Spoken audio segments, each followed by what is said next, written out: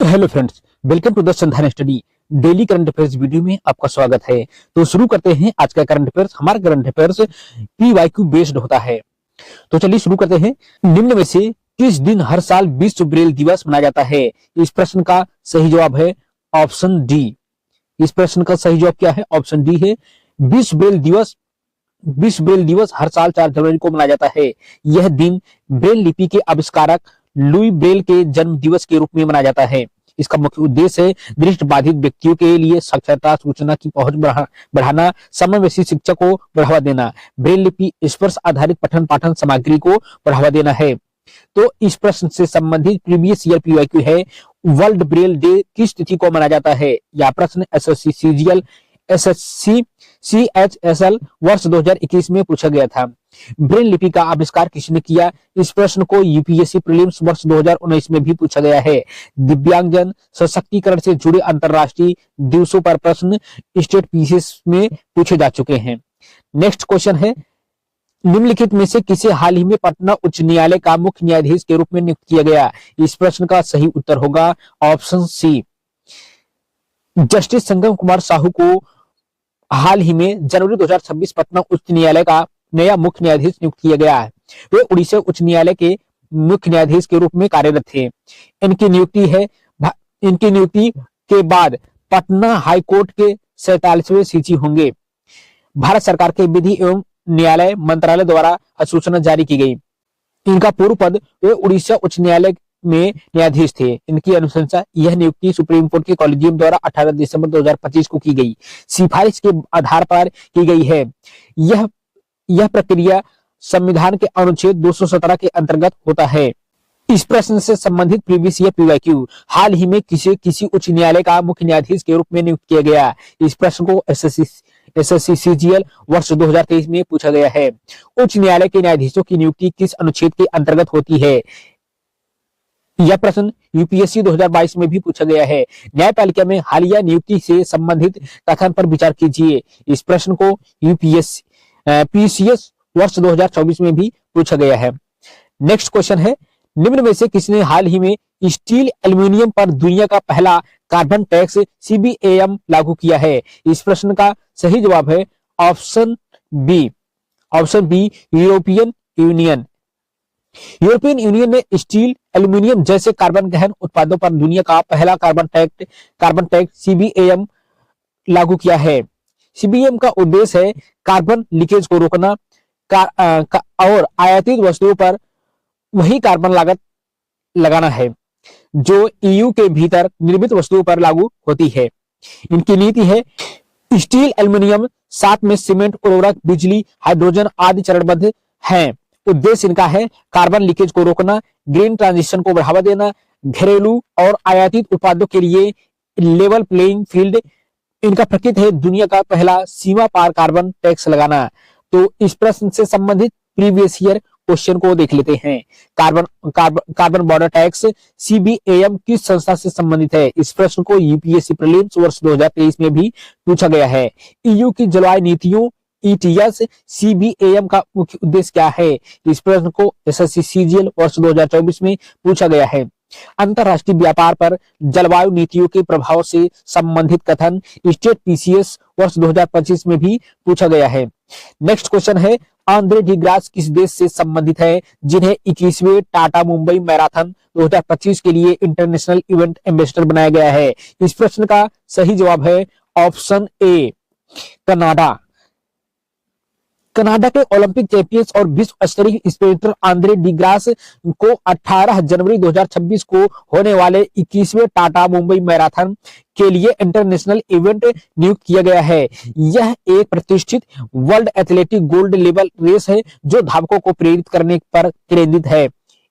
Andre D grass के बारे में मुख्य बातें हैं, वह अपनी पीढ़ी के सबसे सफल स्प्रिंटर में से एक हैं और ओलंपिक चैंपियंस हैं। इनका करियर है, उन्होंने विश्व चैंपियनशिप में 5 संस्करणों में से 6 पदक जीते हैं, जिसमें 2022 यूजीन में जीता गया स्वर्ण पदक शामिल है। इनकी भूमिका है एम्बेसडर के रूप में, वह मुंबई मैराथन की भावना, साहस और लचीलेपन को बढ़ावा देंगे। इस प्रश्न से संबंधित प्रीवियस ईयर क्वेश्चन है, किस अंतरराष्ट्रीय खिलाड़ी को किसी बड़े भारतीय खेल आयोजन का ब्रांड इवेंट एम्बेसडर बनाया गया? इस प्रश्न को यूपीएससी एसएससी सीजीएल वर्ष 2023 में पूछा गया था। ओलंपिक पदक विजेता एथलीट किस देश से संबंधित हैं? इस प्रश्न को यूपीएससी प्रीलिम्स वर्ष 2022 में भी पूछा गया है। अंतरराष्ट्रीय खेल आयोजनों में एम्बेसडर नियुक्ति से संबंधित कथन है। यह प्रश्न स्टेट पीसीएस वर्ष 2024 में भी पूछे जा चुके हैं। नेक्स्ट क्वेश्चन है, हाल ही में वर्ल्ड हेल्थ ऑर्गेनाइजेशन फार्माकोविजिलेंस में योगदान के लिए भारत को कौन सा स्थान दिया गया है? इस प्रश्न का सही उत्तर है ऑप्शन डी, 8वां स्थान मिला है भारत को। विश्व स्वास्थ्य संगठन WHO के फार्माकोविजिलेंस औषध सुरक्षा निगरानी में योगदान के लिए भारत को 8वां स्थान दिया गया है। केंद्रीय स्वास्थ्य मंत्री जेपी नड्डा ने यह घोषणा की, जो 10 साल पहले के 123वें स्थान से एक बड़ी उपलब्धि है। इनका रैंकिंग है, भारत अब विश्व स्तर पर 8वें स्थान पर है। इसमें सुधार हुआ है। एक दशक पहले भारत 123वें स्थान पर था, जो अब सुधरकर 8वें स्थान पर हो गया है। यह जानकारी केंद्रीय स्वास्थ्य और परिवार कल्याण मंत्री जेपी नड्डा द्वारा इंडियन फार्माकोपिया 2026 जारी करते समय दी गई थी। इस प्रश्न से संबंधित प्रीवियस ईयर क्वेश्चन है, फार्माकोविजिलेंस प्रोग्राम ऑफ इंडिया किससे संबंधित है? इस प्रश्न को यूपीएससी प्रीलिम्स वर्ष 2022 में पूछ लिया गया है। WHO के साथ भारत के सहयोग से जुड़े स्वास्थ्य कार्यक्रमों पर प्रश्न एसएससी सीजीएल वर्ष 2023 में भी पूछा गया है। दवाओं की सुरक्षा से संबंधित वैश्विक तंत्र पर कथन, ऐसे प्रश्न स्टेट पीसीएस 2024 में भी पूछे गए हैं। नेक्स्ट क्वेश्चन है, निम्न में से किस राज्य में हेरिटेज आधारित पर्यटन को बढ़ावा देने के लिए भोरमदेव कॉरिडोर प्रोजेक्ट लॉन्च किया गया है? इस प्रश्न का सही जवाब होगा ऑप्शन सी। इस प्रश्न का सही जवाब क्या होगा? ऑप्शन सी होगा। छत्तीसगढ़ के कबीर धाम जिले में स्थित 11वीं सदी के भोरमदेव मंदिर छत्तीसगढ़ खजुराहो में हेरिटेज पर्यटन को बढ़ावा देने के लिए 146 करोड़ का भोरमदेव कॉरिडोर प्रोजेक्ट लॉन्च किया गया है। इसका मुख्य बिंदु है उद्देश्य प्राचीन मंदिर परिसर का विकास कर पर्यटकों के लिए आधुनिक सुविधाएं बढ़ाना। भोरमदेव धाम कबीर धाम जिला छत्तीसगढ़ में स्थित है। यह लगभग 146 से 148 करोड़ की लागत से यह प्रोजेक्ट बन रहा है। इसकी प्रेरणा वाराणसी के काशी विश्वनाथ कॉरिडोर की तर्ज पर बन रहा है। नेक्स्ट क्वेश्चन है, निम्न में से किस शहर में भारत का पहला सरकारी अस्पताल आधारित एआई क्लिनिक स्थापित किया गया है? इस प्रश्न का सही जवाब होगा ऑप्शन बी। इस प्रश्न का सही जवाब ऑप्शन बी होगा। भारत का पहला सरकारी अस्पताल आधारित AI clinic greater Noida Uttar Pradesh में स्थापित किया गया है। यह centre for medical innovation CMI के तहत government institute Indian of medical science GIMS में स्थित है, जिसे IIT कानपुर का तकनीकी सहयोग प्राप्त है। इसका उद्देश्य एआई स्टार्टअप को नैदानिक परीक्षण के लिए मंच देना है। इसका मुख्य बिंदु है मरीजों की स्क्रीनिंग और डायग्नोस्टिक्स में एआई का उपयोग, डॉक्टरों के निर्णय समर्थन का सपोर्ट करना है, स्वास्थ्य सेवाओं की गुणवत्ता और पहुंच में सुधार करना है। तो इस प्रश्न से संबंधित प्रीवियस ईयर क्वेश्चन है, भारत में एआई आधारित स्वास्थ्य पहल से संबंधित सही कथन चुनिए। इस प्रश्न को यूपीएससी प्रीलिम्स 2023 में पूछा गया है। किस शहर राज्य में नई डिजिटल हेल्थ सुविधा शुरू की गई? इस प्रश्न को एसएससी सीजीएल वर्ष 2024 में पूछा गया है। ई हेल्थ एआई आधारित सरकारी पहल पर प्रश्न है, स्टेट पीसीएस वर्ष 2025 में पूछा गया था। नेक्स्ट क्वेश्चन है, निम्नलिखित में से किस राज्य को वित्त वर्ष 2026 में भारत के निवेश चार्ट में सर्वोच्च स्थान दिया गया है? इस प्रश्न का सही जवाब है ऑप्शन ए। इस प्रश्न का सही जवाब क्या है? ऑप्शन ए है। वित्त वर्ष 2026 FY26 के पहले 9 महीनों में 25.3% हिस्सेदारी के साथ आंध्र प्रदेश भारत का शीर्ष निवेश गंतव्य बनकर उभरा है। बैंक ऑफ बड़ौदा की रिपोर्ट के अनुसार इसने ओडिशा 13.1% और महाराष्ट्र 12.8% को पीछे छोड़ दिया है। यह राज्य विनिर्माण, नवीनीकरण और ऊर्जा इलेक्ट्रॉनिक्स जैसे प्रमुख क्षेत्रों में निवेश आकर्षित कर रहा है। इसका मुख्य बिंदु है मजबूत विनिर्माण आधार, ऑटो, इलेक्ट्रॉनिक्स, टेक्सटाइल, उच्च एफडीआई प्रवाह और मेगा प्रोजेक्ट, पोर्ट आधारित लॉजिस्टिक व कुशल मानव संसाधन निवेश अनुकूल नीतियां इसका मुख्य बिंदु रहा है। इस प्रश्न से संबंधित प्रीवियस ईयर क्वेश्चन प्रश्न है, प्रीवियस ईयर प्रश्न है, किस राज्य ने एफडीआई आकर्षण में शीर्ष स्थान प्राप्त किया? यह प्रश्न एसएससी सीजीएल वर्ष 2023 में पूछा गया है। भारत के प्रमुख विनिर्माण हब से संबंधित कथन पर विचार कीजिए। यह प्रश्न यूपीएससी प्रीलिम्स वर्ष 2024 में पूछा गया है। राज्य स्तरीय निवेश रैंकिंग नीतियों पर प्रश्न स्टेट पीसीएस वर्ष 2025 में भी पूछे जा चुके हैं। नेक्स्ट क्वेश्चन है, हाल ही में खबरों में रही क्रिप्टो करेंसी माइनिंग और एक्सचेंज को हाल ही में किस देश ने आधिकारिक तौर पर कानूनी मान्यता दी है? इस प्रश्न का सही जवाब है तुर्कमेनिस्तान। तुर्कमेनिस्तान ने 1 जनवरी 2026 से आधिकारिक तौर पर क्रिप्टो करेंसी माइनिंग और एक्सचेंज संचालन को वैध बना दिया है। राष्ट्रपति सिरदार बड्डी मोहदो द्वारा हस्ताक्षरित इस कानून का उद्देश्य प्राकृतिक गैस पर निर्भरता कम करना, अर्थव्यवस्था में विविधता लाना और सख्त राज नियंत्रण के तहत तकनीकी निवेश आकर्षित करना है। इसका मुख्य बिंदु है कानूनी मान्यता। तुर्कमेनिस्तान ने क्रिप्टो करेंसी को कानूनी संपत्ति के रूप में मान्यता देने वाला कानून पारित किया है। विनियामक ढांचा, माइनिंग और एक्सचेंज के लिए केंद्रीय बैंक के तहत एक लाइसेंसिंग प्रणाली शुरू की गई है। इसका उद्देश्य आर्थिक सुधार और विदेशी निवेश को आकर्षित करना है। हालांकि सरकार का कड़ा नियंत्रण बना रहेगा। इस प्रश्न से संबंधित प्रीवियस ईयर क्वेश्चन है, किस देश ने क्रिप्टो करेंसी को कानूनी दर्जा दिया? यह प्रश्न एसएससी सीजीएल वर्ष 2023 में पूछा गया है। डिजिटल एसेट्स के नियमन से संबंधित वैश्विक पहल पर प्रश्न यूपीएससी प्रीलिम्स वर्ष 2024 में भी पूछा गया है।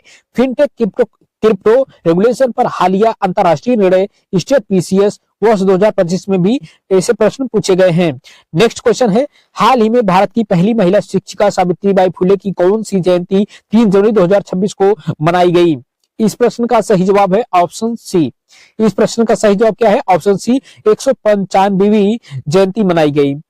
3 जनवरी 2026 को भारत की पहली महिला शिक्षिका, महान समाज सुधारक और नारी सशक्तिकरण का अग्रदूत सावित्रीबाई फुले की 195वीं जयंती मनाई गई। इनका जन्म 3 जनवरी 1831 को महाराष्ट्र के सतारा जिले के नायगांव में हुआ था। मुख्य बिंदु है, सावित्रीबाई फुले का जन्म 3 जनवरी 1831 को महाराष्ट्र के नायगांव में हुआ था। उन्हें भारत की पहली महिला शिक्षिका और आधुनिक नारीवाद की जननी माना जाता है। उनके जीवन और कार्यों के बारे में अधिक जानकारी Savitribai Phule biography cultural Indian पर प्राप्त की जा सकती है। इस प्रश्न से संबंधित प्रीवियस ईयर क्वेश्चन है, सावित्रीबाई फुले की जयंती किस तिथि को मनाई जाती है? यह प्रश्न एसएससी सीजीएल वर्ष 2022 में पूछा गया है। भारत की पहली महिला शिक्षिका कौन थी? यह प्रश्न यूपीएससी प्रीलिम्स वर्ष 2021 में भी पूछा गया है। सामाजिक सुधार आंदोलन से जुड़ी महिला व्यक्तित्व पर प्रश्न स्टेट पीसीएस वर्ष 2024 में भी पूछा गया है। नेक्स्ट क्वेश्चन है, हाल ही में किसे भारतीय महिला हॉकी टीम का मुख्य कोच नियुक्त किया गया है? इस प्रश्न का सही जवाब होगा ऑप्शन सी, हरेंद्र सिंह। हाल ही में हरेंद्र सिंह को भारतीय महिला हॉकी टीम का मुख्य कोच नियुक्त किया गया है। यह नियुक्ति भारतीय महिला हॉकी के प्रदर्शन में निरंतरता, युवा प्रतिभाओं के विकास और अंतरराष्ट्रीय टूर्नामेंट की तैयारी को मजबूत प्रदान करना है। इस प्रश्न से संबंधित प्रीवियस ईयर क्वेश्चन है, भारतीय पुरुष हॉकी टीम के मुख्य कोच कौन है? यह प्रश्न एसएससी सीजीएल वर्ष 2022 में भी पूछा गया है। राष्ट्रीय टीमों में हालिया कोचिंग नियुक्तियों से संबंधित प्रश्न स्टेट पीसीएस वर्ष 2024 में भी पूछे गए हैं। खेल प्रशासन कोचिंग से जुड़ी करंट नियुक्तियां यूपीएससी प्रीलिम्स वर्ष 2025 में भी पूछी जा चुकी है। नेक्स्ट क्वेश्चन है, निम्न में से किस शहर में प्रधानमंत्री नरेंद्र मोदी ने पवित्र पीपर हवा अवशेषों की भव्य अंतरराष्ट्रीय प्रदर्शनी उद्घाटन किया? इस प्रश्न का सही जवाब है ऑप्शन सी। प्रधानमंत्री नरेंद्र मोदी ने पवित्र पीपर हवा अवशेष की भव्य अंतरराष्ट्रीय प्रदर्शनी का उद्घाटन राजगीर में किया है। राजगीर बिहार बौद्ध धर्म का एक प्रमुख तीर्थ स्थल है और भगवान बुद्ध के जीवन व उपदेशों से गहराई से जुड़ा हुआ है। इसका मुख्य बिंदु है बौद्ध विरासत का संरक्षण व बौद्धिक प्रचार, आध्यात्मिक पर्यटन को बढ़ावा देना, भारत की सॉफ्ट पावर डिप्लोमेसी को मजबूत करना है। इस प्रश्न से संबंधित प्रीवियस ईयर क्वेश्चन है, राजगीर नालंदा जैसे बौद्ध स्थलों से संबंधित हालिया आयोजन कहाँ हुआ? इस प्रश्न को एसएससी सीजीएल वर्ष 2023 में पूछा गया है। भारत की बौद्ध विरासत से जुड़े अंतरराष्ट्रीय आयोजनों पर प्रश्न यूपीएससी प्रीलिम्स वर्ष 2024 में भी पूछा गया है। किस शहर में किसी सांस्कृतिक धार्मिक प्रदर्शनी का उद्घाटन किया गया? यह प्रश्न स्टेट पीसीएस वर्ष 2025 में भी पूछा गया है। तो डेली करंट अफेयर्स वीडियो में बस इतना ही, मिलते हैं नेक्स्ट वीडियो में, तब तक चैनल को सब्सक्राइब, लाइक, शेयर जरूर करें। धन्यवाद।